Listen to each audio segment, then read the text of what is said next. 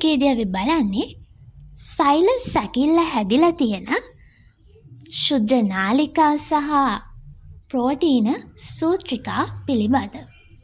ශුද්‍ර නාලිකා ගත්තහම මේවා ටියුබියුලින් බහු අවයවික විදියට සලකනවා. මොකක්ද ඒ කියන කතාව?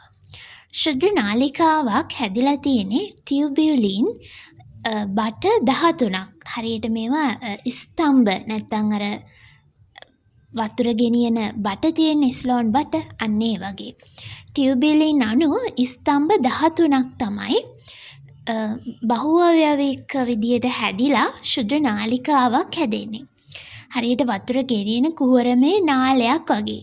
පොඩි පොඩි නාල ගොඩක් එකතු වෙලා හැදෙන ලොකු නාලයක් වගේ. ශුද්‍ර නාලිකා වල ව්‍යුහය තමයි අපි කතා කරේ.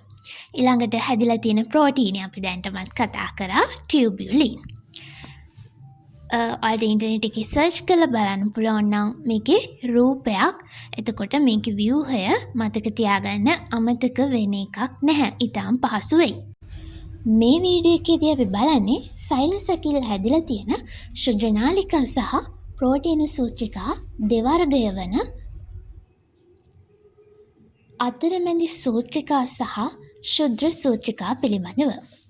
ශුද්‍ර නාලිකා හැදිලා තියෙන්නේ ටියුබියුලින් අණු ස්තම්භ 13කින්. මේක කුහරමය නාලයක්.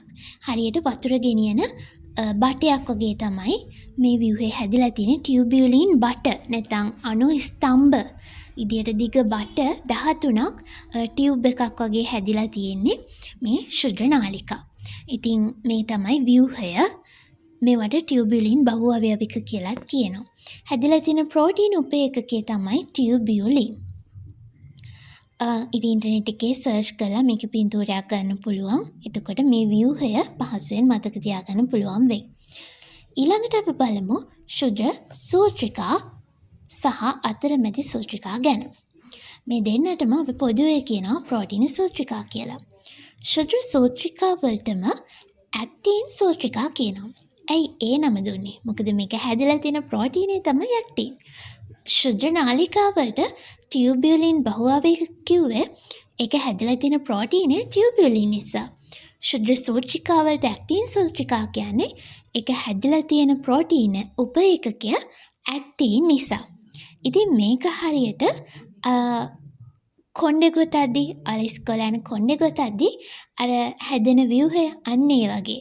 ඔන්නම් ඔයාලට ඉන්ටර්නෙට් සර්ච් කරලා පින්තූරයක් අරන් බලන්න පුළුවන්. එකිනෙක වෙලුණු ඇක්ටින් පට දෙකකින් හැදලා තියෙනවා. ඉතින් එක් පටියක් හැදලා තියෙන ඇක්ටින් උප ඒකකවල බහු අවයවික විදිහට.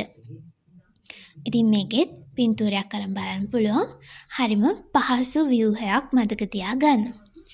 අතරමැදි සූත්‍රිකා නම් සෛල වර්ගය මත රඳා පවතින ප්‍රෝටීන වර්ග කිහිපයකින් හැදලා තියෙනවා. උදාහරණයක් විදිහට කෙරටින්. මේක තන්තුමය ප්‍රෝටීන වර්ගයකින් හැදලා තියෙන්නේ. තන්තුමය ව්‍යුහය මේ ප්‍රෝටීන අතිශයින් දඟර ගැස්සුණු ඝන රැහැනක් විදියට තමයි මේක ව්‍යුහය හැදිලා තියෙන්නේ.